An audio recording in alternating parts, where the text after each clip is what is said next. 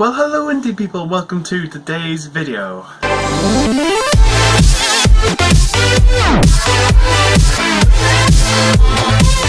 So today I'm joined with Nicola, my girlfriend. Hi. Hi. Hi. Hi people. Hi. Autism and relationships. Basically I just want to talk about relationships in general, like how I deal with certain things, but also I wanted Nicola's opinion because she is not a muggle. Yeah, people on the spectrum are wizards. Nicola's not on the spectrum, so I wanted... As far as we know. As far as we know, anyway. So I wanted to get your opinion as well. Do you want to talk about our first date? When you showed up 3 hours late. It wasn't 3 hours late, I was an hour late. I know that's really bad. Hour and a half. Right, basically myself and Nicola, we met through mutual friends. Like, we had like a mutual friend. We literally just got chatting and we decided to go on a date. We had a nice time on our first date, actually. I turned up an hour late, not 3 hours. It wasn't 3 hours? Well, no. it was like an hour and a half. It felt like 3 because it was freezing cold. Right, okay. So it was like... Oh, when was it? It was like it was September time. I was travelling from one place to another, but that other place I didn't know how to get to. I didn't know there was a bus that went directly to this place that I was meeting Nicola, and that's how I was late. And I was... Hungover. I went to a party the night before. We got there, sat by the river for a few hours and just chatted about stuff, and it was romantic, I guess. Yeah.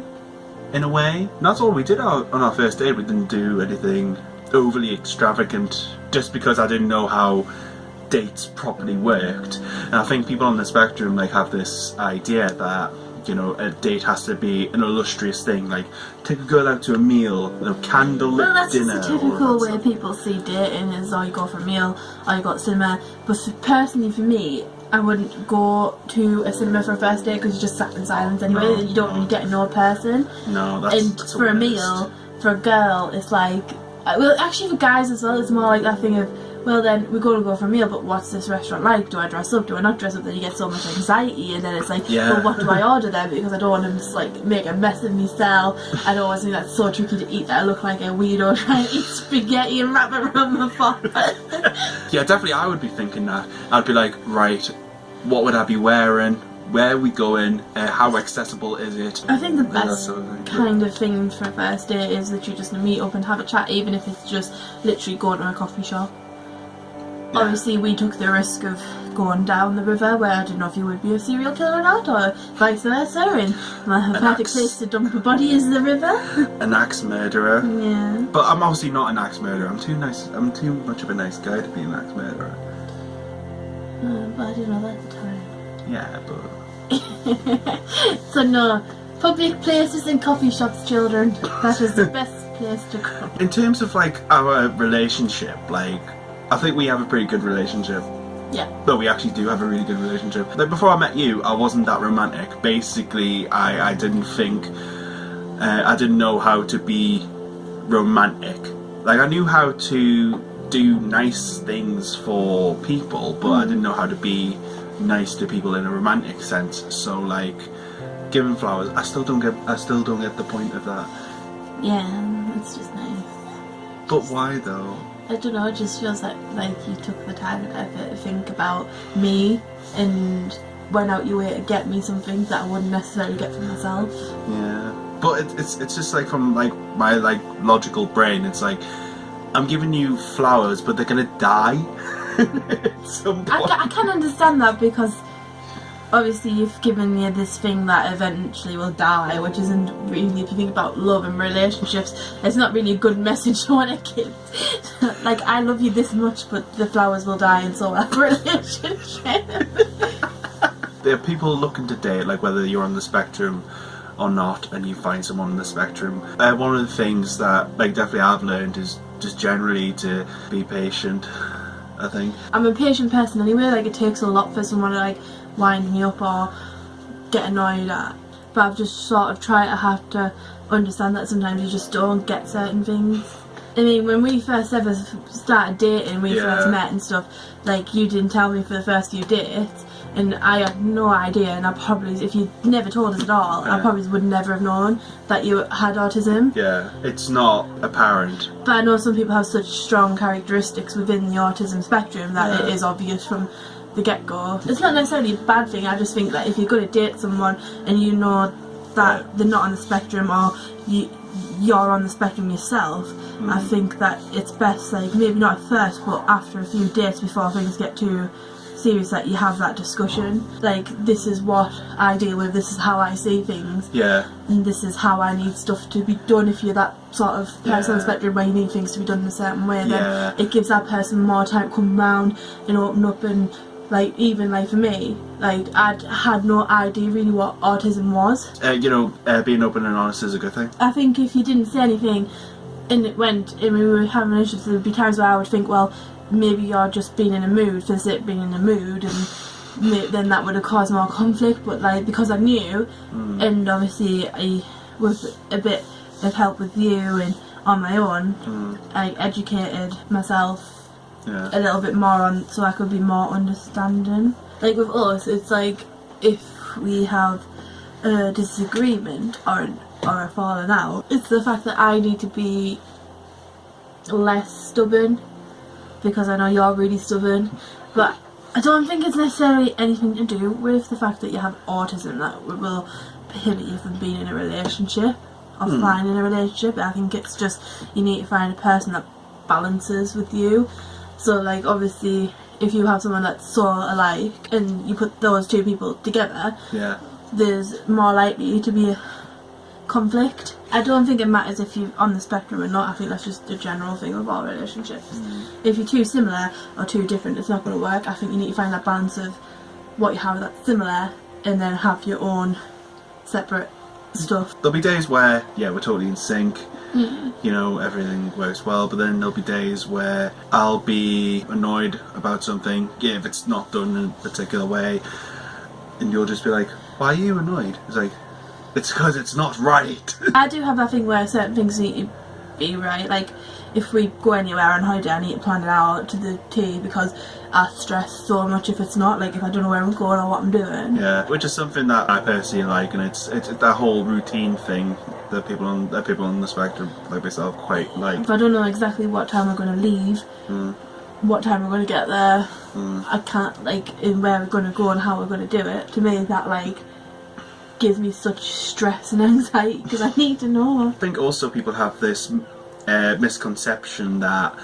people on the spectrum don't feel empathy. Like, in terms of me anyway, do you think I exhibit any emotion? Well, yeah, obviously. No, because I know when obviously you get sad. It's just like, there's a difference between lack of empathy or not, because you can feel sad because someone is sad, but the whole empathy thing is knowing why they're sad and understanding why they're sad.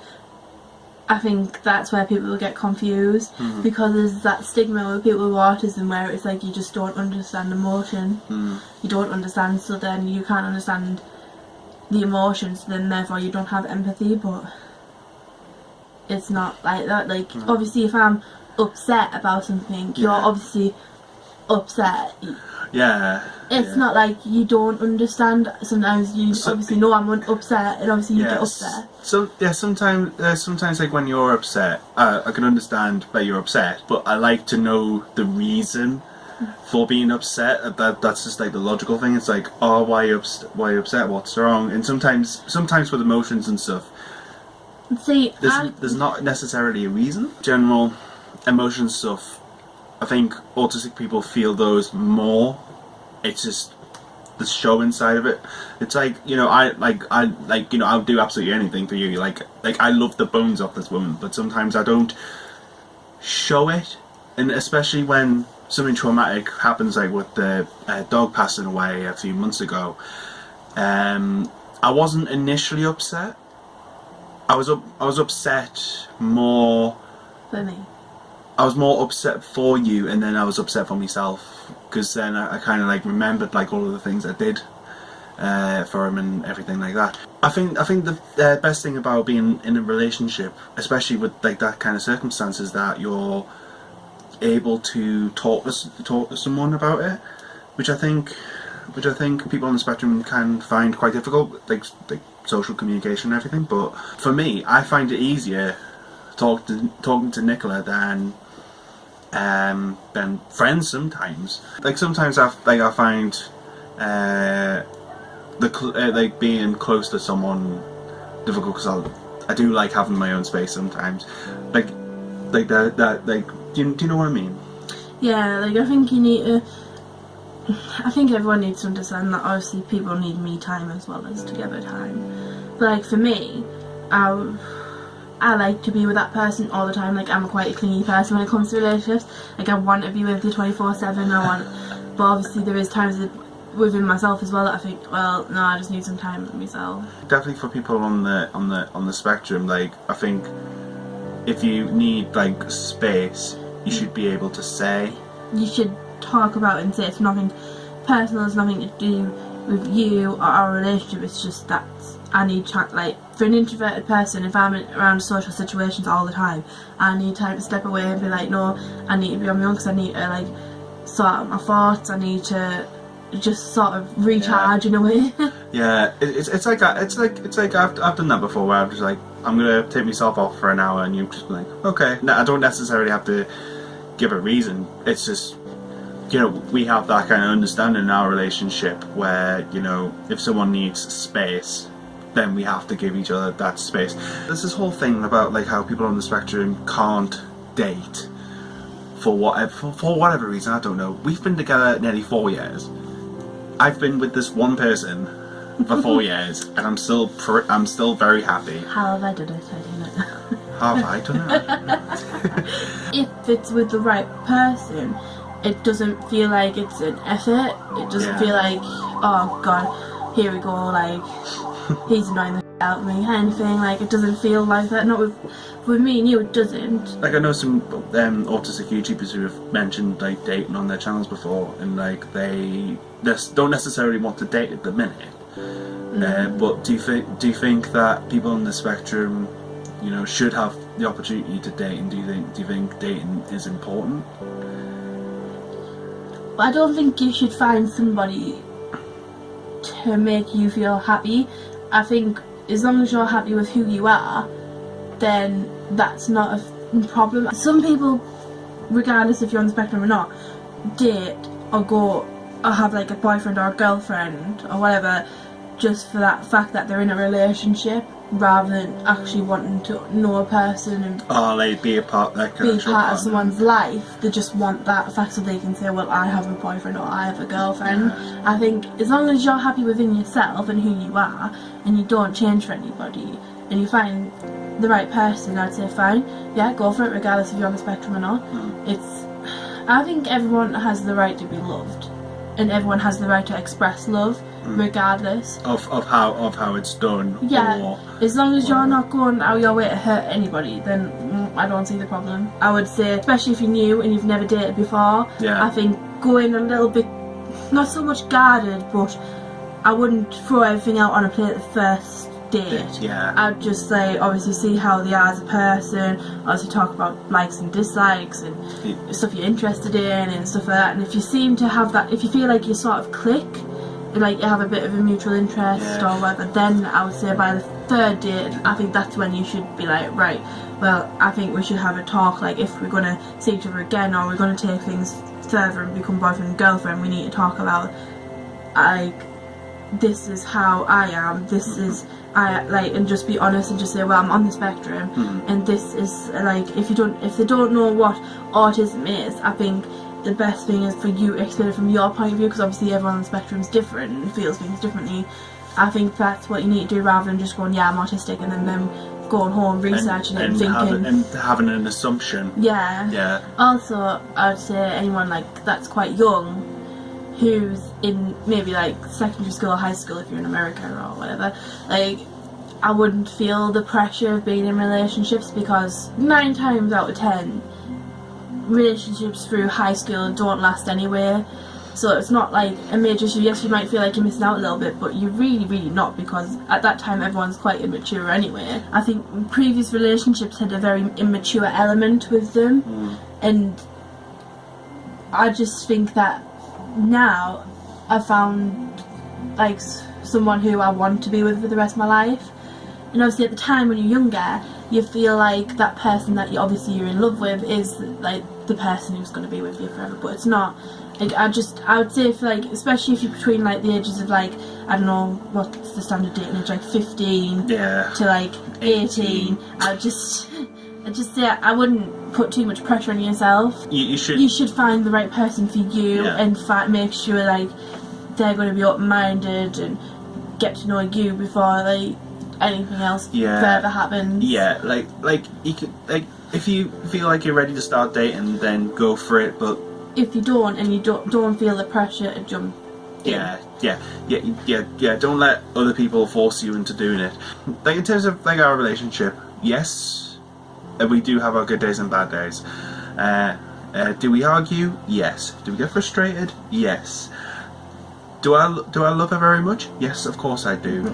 Does she love me? I think so. Yes, of course you do. You think? What? Can autistic people show empathy? Yes. And can autistic people be in loving relationships? Doesn't have to necessarily be an autistic person with an autistic person. It can be an autistic person with a non-autistic person. Yes. Hi guys, how you doing? So I've just watched the last few minutes of the end of the video, and it turns out that the rest of the footage is blurry. It just went out of focus for like 3-4 minutes or something. So I'm just adding this little section in here. We both hope that you found the video interesting or useful in some way. But honestly guys, the world of relationships can be difficult. However, if you have the right person with you and they are accepting of you, doesn't matter what your disability is or your illness or anything like that, if they are accepting of you and who you are, then you can make a relationship work. Do you guys want to see the kitten? It's been a while since we've seen the kitten. Do you want to say hi, Nova? Hi. She's being shaved.